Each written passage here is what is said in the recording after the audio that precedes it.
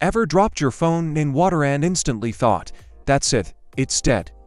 Yet somehow, many phones survive falling into sinks, toilets, pools, and even heavy rain. And even more surprising, some non-waterproof phones survive too. So what's actually happening? Today on Knowledge Hub, we're diving into how your phone survives water, what waterproof really means, and why sometimes a phone can live through a swim, while other times just a few drops can destroy it. First, let's clear up a huge misconception: most phones are not truly waterproof.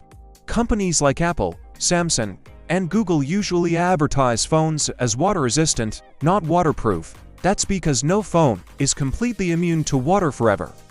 Water resistance simply means the phone is engineered to delay or prevent water from reaching sensitive internal electronics under specific conditions.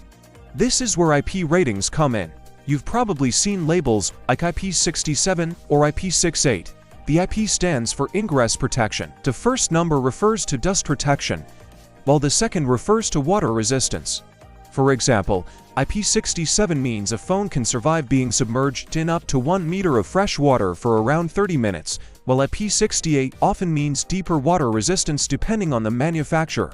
But these tests happen in controlled labs using clean fresh water, salt water, chlorinated pool water, soap water, or high-pressure water jets can still damage your device because chemicals can corrode internal components much faster.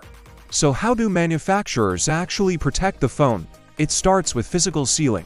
Around the screen, manufacturers use strong adhesive gaskets that bond the display tightly to the aluminum or titanium frame. Rubber seals are placed around buttons, SIM trays, and internal cable connections to stop water from sneaking through tiny openings. The charging port and speaker grills may look exposed, but they're designed with hydrophobic mesh barriers that allow sound and air to pass while blocking larger water droplets.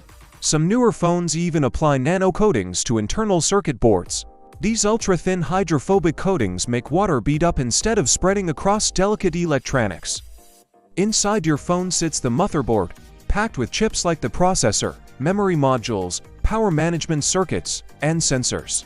If water bridges electrical pathways on these components, it can create short circuits. Water itself isn't always the biggest problem.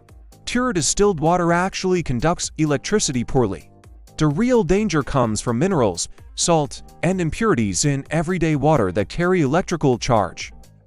That's why ocean water is far more dangerous than rainwater. Even phones without official water resistance sometimes survive because modern smartphones are built incredibly compact. Components are tightly packed, adhesives are stronger than older devices, and many internal parts already have some level of protection. If the water doesn't reach critical circuits quickly, or if the phone is turned off fast enough, it may escape serious damage. But here's where people make things worse. Dropping a wet phone into rice is one of the biggest myths on the internet. Rice barely removes moisture trapped deep inside ports and internal layers. In some cases, rice dust can make things worse by entering charging ports. Manufacturers like Apple have even warned users not to do this. The best thing to do is power the phone off immediately, remove accessories, dry the exterior, and let it air dry. If it was exposed to salt water, rinse it carefully with fresh water first if the phone is rated for water resistance. Another hidden issue is that water resistance weakens over time. Drops, cracks, worn-out seals, repairs from third-party shops, and even normal aging can reduce protection.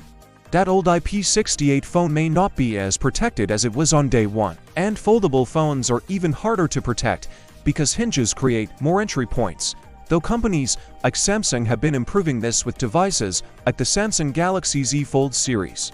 So the next time your phone survives an accidental dive into water, remember, it's not luck alone. It's a combination of precision engineering, seals, coatings, and smart design working in milliseconds to keep water away from billions of tiny transistors.